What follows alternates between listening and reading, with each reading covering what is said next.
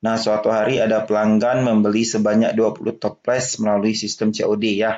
Nah, akan tetapi saat barang tiba, ia menolak membayar sebab belum cukup uang dan memilih mengembalikan barang.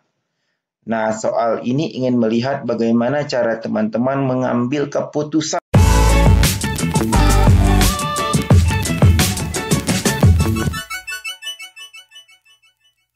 Apa saja yang perlu teman-teman persiapkan sebelum menghadapi tes P3K 2024?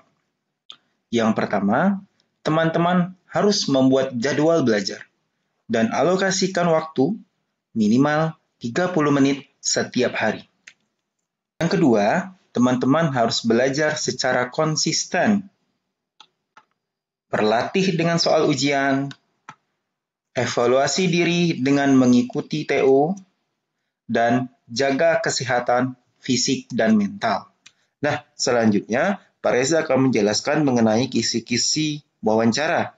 Yang pertama itu integritas, dan yang kedua moralitas ya teman-teman ya. Soal nomor 1. Anda berjanji untuk tidak memegang handphone saat sedang bersama anak untuk menghentikan kecanduannya. Suatu hari, anak Anda sedang tidur dan Anda mulai bekerja membuat video untuk promosi produk Anda. Saat video akan segera diupload, tiba-tiba anak terbangun.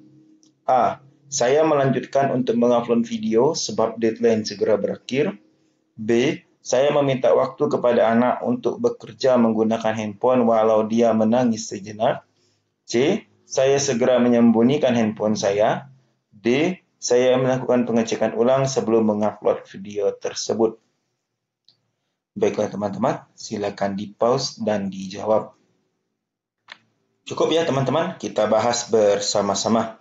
Pada soal dijelaskan kalau Anda itu sudah berjanji kepada anak Anda untuk tidak memegang handphone untuk menghindari kecanduannya. Berarti anak itu sudah candu ya bermain handphonenya. Nah, suatu hari ketika anak Anda sedang tidur, Anda membuat video untuk promosi produk. Saat video akan diupload, tiba-tiba anak terbangun.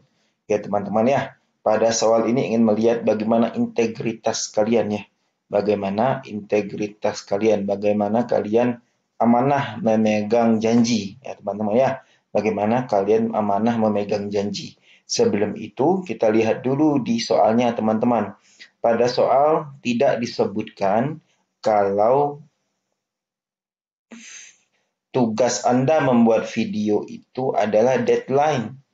Berarti bisa ditunda ya teman-teman ya. Tidak disebutkan di dalam soal kalau video itu harus selesai sekarang juga. Tidak.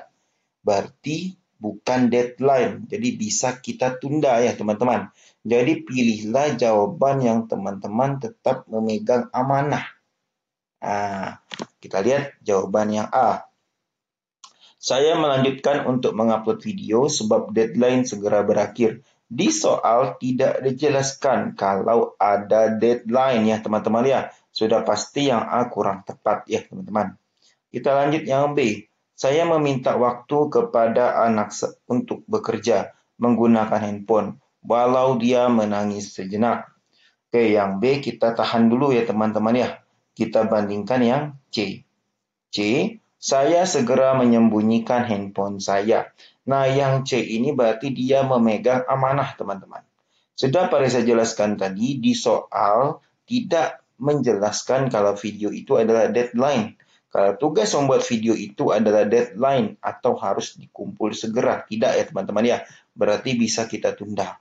Kalau kita bandingkan, jawaban B dan C itu yang lebih tepat itu adalah yang C ya, teman-teman ya. Karena yang C dia tetap memegang amanahnya. Nah, ya. Jadi yang B ini kurang tepat ya, teman-teman. Sekarang kita bandingkan C dengan D.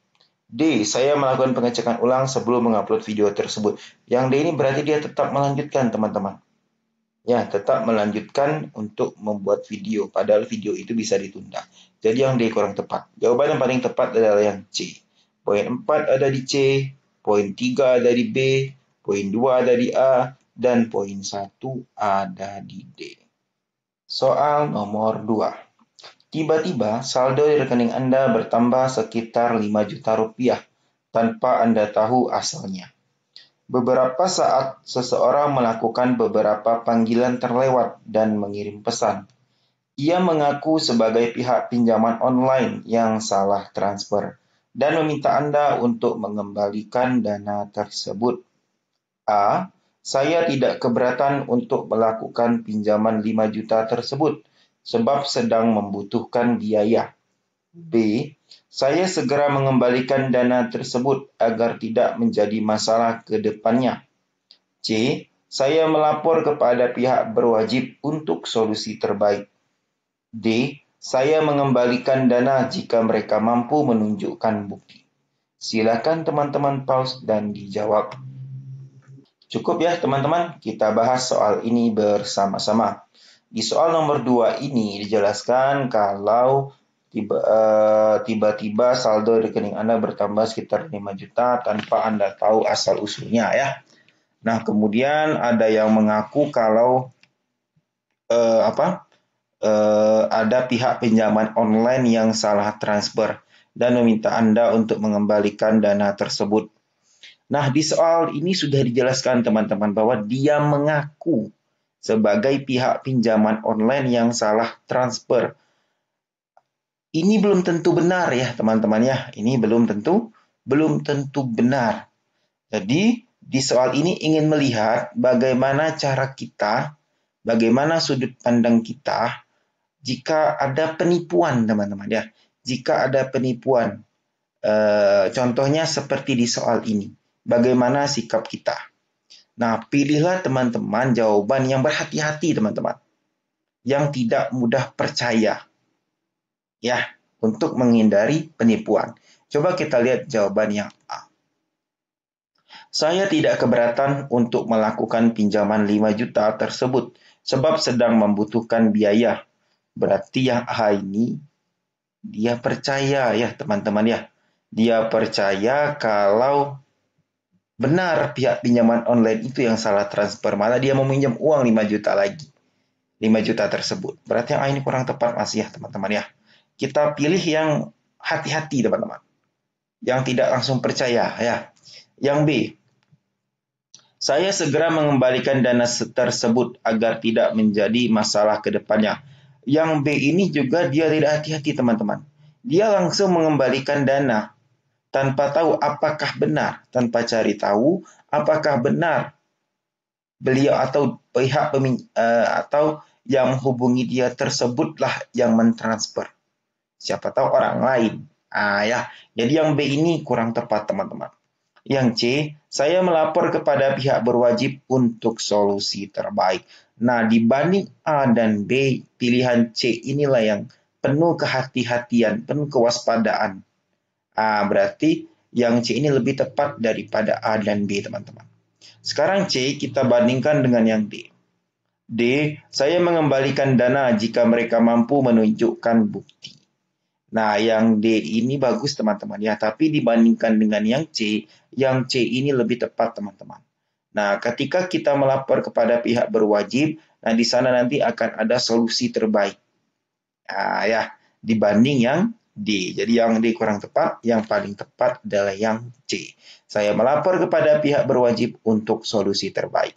Yang C poinnya 4, yang D poinnya 3, yang B poinnya 2, dan A poinnya 1. Soal nomor 3. Anda memiliki usaha kue kering. Menjelang lebaran, kue-kue Anda laku terjual, bahkan dalam jumlah 10 kali lebih banyak daripada hari biasanya. Suatu hari, seorang pelanggan melakukan pembelian sebanyak 20 toples melalui sistem COD. Akan tetapi, saat barang tiba, ia menolak membayar sebab belum cukup uang dan memilih mengembalikan barang. A. Saya menerima pengembalian barang dan menjual pada orang lain. B. Saya memberikannya berhutang agar ia menerima kue yang banyak. C. Saya menjadikannya reseller dan memintanya menjual kue tersebut jika ia berkenan. D. Saya berhenti menerima pesanan COD. Silakan teman-teman pause dan dijawab. Cukup ya teman-teman ya, kita bahas soal ini bersama-sama. Oke teman-teman, dijelaskan Anda itu punya usaha kue kering, Terus ketika lebaran kue Anda laku, nah suatu hari ada pelanggan membeli sebanyak 20 toples melalui sistem COD ya. Berarti cash of delivery, dibayar di tempat ya teman-teman ya. Nah akan tetapi saat barang tiba ia menolak membayar sebab belum cukup uang dan memilih mengembalikan barang. Nah, soal ini ingin melihat bagaimana cara teman-teman mengambil keputusan. Ya, teman-teman ya, berarti teman-teman harus bijaksana. Ambillah keputusan yang paling bijak, teman-teman ya, yang tidak merugikan satu sama lain, ya teman-teman. Kita coba lihat jawaban yang A. Saya menerima pengembalian barang dan menjual pada orang lain. Nah, yang A ini termasuk keputusan yang bijak, teman-teman. Tidak merugikan. Nah, kita tidak dirugikan karena kita bisa menjual kue tersebut dengan orang lain dan juga si pembeli tadi, calon pembeli tadi tidak juga merasa dirugikan karena kita menerima pengembalian barangnya. Dan juga kita berarti tidak memaksakan kepada dia. Berarti yang A ini keputusan yang bijak ya teman-teman. Sekarang yang A kita bandingkan dengan yang B. Saya memberikannya berhutang agar ia menerima kue yang banyak. Iya kalau dia mampu membayar. Kalau tidak, ini jadi kerugian bagi Anda dan si pembeli. Yang B ini masih kurang tepat. Sekarang kita bandingkan dengan yang C. Saya menjadikannya reseller dan memintanya menjual kue tersebut jika ia berkenan. Di sini ada kata-kata jika, teman-teman ya. Bagaimana kalau tidak? Nah, berarti yang C ini bukan keputusan yang solutif atau yang bijak. Berarti yang C kita eliminasi. Lanjut yang D. Saya berhenti menerima pesanan COD. Jika Anda memilih jawaban yang D, berarti Anda ini orang yang gampang berputus asa. Ada masalah sedikit, Anda langsung berhenti. Berarti yang D ini bukan pilihan yang tepat, teman-teman. Jadi jawaban yang paling tepat adalah yang A. Saya menerima pengembalian barang dan menjual barang pada orang lain. Jadi yang A poinnya 4, B poinnya 3, C poinnya 2, dan D poinnya 1.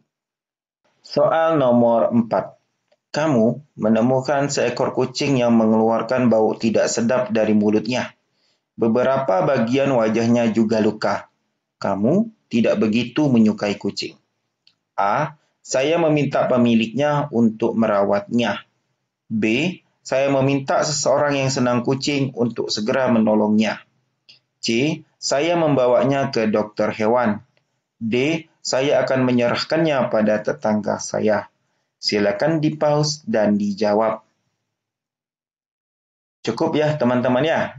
Kita jawab bersama-sama. Di soal dijelaskan kalau Anda menemukan seekor kucing yang mengeluarkan bau tidak sedap dari mulutnya, berarti kucing ini sedang sakit ya teman-teman ya. Beberapa wajahnya juga luka. Nah, tapi kamu tidak begitu menyukai kucing. Nah, soal ini ingin melihat teman-teman bagaimana cara teman-teman menolong seseorang tanpa melihat teman-teman suka atau tidak. Nah, gitu ya.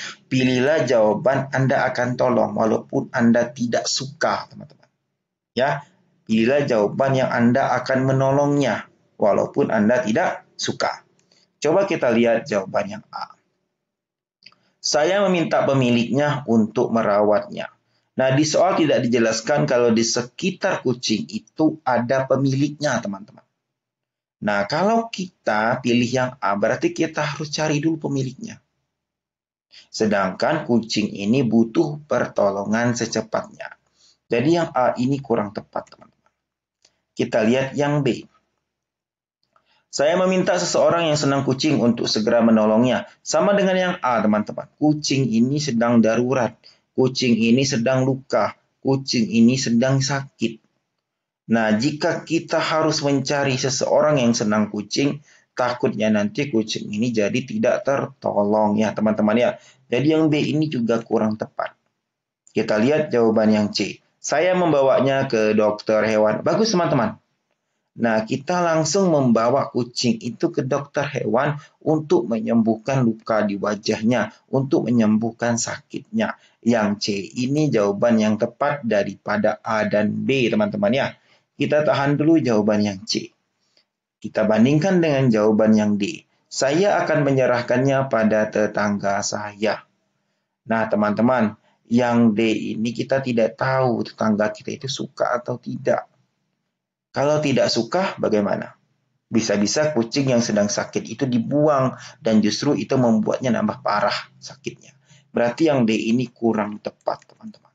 Jadi jawaban yang paling tepat adalah yang C. Saya membawanya ke dokter hewan ya. Poin 4 ada di C, poin 3 ada di B, poin 2 ada di A, dan poin 1 ada di D. Soal nomor 5. Anda seorang pekerja di ibu kota. Anda belum memiliki rumah tetap dan masih tinggal di kosan. Selama setahun terakhir, beberapa masalah di kosan kadang Anda temui, namun pemilik kosan bersedia membantu. Bulan ini, kontrak kosan Anda akan berakhir. Anda melihat sebuah rumah dikontrakkan dengan kualitas yang sama dengan kosan Anda. Halaman rumah lebih luas dan banyak tanaman hiasnya. Harganya jauh lebih murah. A. Saya merasa lelah untuk mengangkut barang saat pindahan. B. Saya tetap di kosan lama. C. Saya meminta nomor telepon pemilik rumah yang dikontrakkan tersebut. D. Saya akan pindah sebab masa kontrak kosan telah berakhir. Silakan teman-teman pause dan dijawab. Cukup ya teman-teman? Oke, mari kita jawab soal ini bersama-sama. Di soal dijelaskan kalau Anda ini belum punya rumah dan masih tinggal di kosan. Ada beberapa masalah di kosan, tapi pemilik kosan bersedia membantu ya. 6 bulan ini kontrak kosan Anda akan berakhir. Nah, kemudian Anda melihat ada rumah kontrakan yang kualitasnya sama dengan kosan Anda. Bedanya halamannya lebih luas dan banyak tanaman hias. Harganya juga jauh lebih murah. Nah, teman-teman, soal ini ingin melihat bagaimana kesetiaan teman-teman. Ya, bagaimana kesetiaan teman-teman terhadap sesuatu. Nah, di soal ini dijelaskan kalau ini membandingkan dua kosan. Kosan yang teman-teman tunggu sekarang dan kosan yang baru. Nah, kualitasnya sama. Nah, tapi hanya bedanya itu harganya saja jauh lebih murah dan halaman rumahnya lebih luas. Tapi ingat teman-teman, kita tidak tahu masalah apa yang akan datang di kosan yang baru ini. Kalau di kosan yang lama kita sudah tahu masalahnya apa dan ada pemilik kosan yang bersedia membantu. Sedangkan di kosan yang baru ini kita belum tahu masalahnya apa dan belum tentu juga pemilik kosan mau membantu. Jadi teman-teman, pilihlah jawaban yang bijak. Pilihan yang bijak di sini adalah teman-teman tetap setia dengan kosan yang lama. Nah, kita lihat jawaban yang A. Saya merasa lelah untuk mengangkut barang saat pindahan. Yang A ini ada niat berarti teman-teman ya, tapi dia hanya merasa lelah saja untuk mengangkut barang saat pindahan. Nah, yang A ini masih kurang tepat. Udah ada niat, tapi dia merasa lelah, jadi dia malas. Berarti emang ada niat sebelumnya ya teman-teman ya. Nah, kalau yang B, saya tetap di kosan lama. Nah, ini pilihan bagus ya teman-teman ya. Dia tetap setia di kosan lamanya. Nah, coba kita bandingkan dengan yang C. Saya meminta nomor telepon pemilik rumah yang dikontrakkan tersebut. Berarti yang C dia berminat untuk pindah teman-teman. Makanya dia mau minta nomor telepon pemilik rumah. Yang C ini bukan pilihan yang tepat ya. Sekarang kita bandingkan lagi dengan yang D. Saya akan pindah sebab masa kontrak kosan telah berakhir. Yang D juga bukan pilihan yang bijak ya teman-teman ya. Nah, di sini pilihan yang bijak adalah jawaban B. Saya tetap di kosan lama. Ini sama seperti perusahaan lama dan perusahaan baru teman-teman ya. Nah, jadi ini ingin melihat bagaimana teman-teman setia dengan perusahaan lama teman-teman. Tapi soalnya dibuat sedemikian rupa. Yang membedakannya di sini hanya membahas kos-kosan. Nah, sekarang yang B ini poinnya 4, yang A poinnya 3, C poinnya 2, dan D poinnya 1. Cukup ya teman-teman ya. Jangan lupa di-subscribe channel YouTube Pak Reza, di-follow TikTok Pak Reza untuk informasi lebih lengkap mengenai tes P3K 2024.